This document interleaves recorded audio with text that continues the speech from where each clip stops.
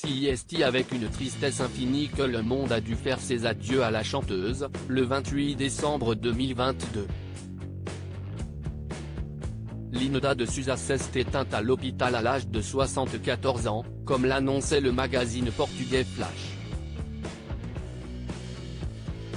Prise en charge dans un état critique, en insuffisance respiratoire et positive à la Covid-19, la chanteuse a finalement perdu la bataille.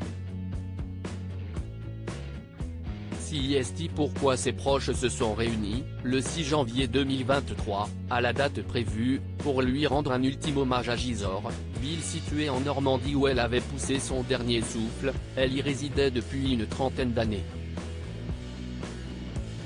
Madame de Sousa a choisi d'être enterrée à Gisors. Les obsèques de Linda de Sousa ont, naturellement, attiré ses proches.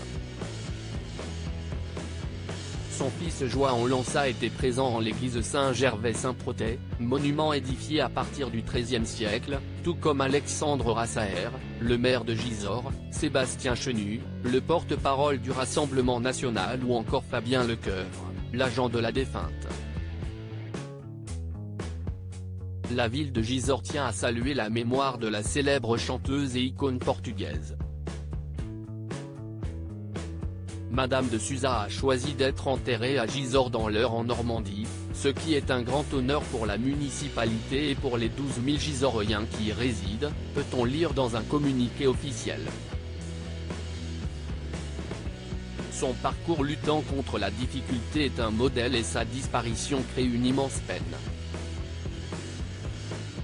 Des milliers de fans réunis pour Linda de Sousa. Linda de Sousa a été inhumée et repose désormais dans le cimetière de cette ancienne cité médiévale, capitale du Vexin normand.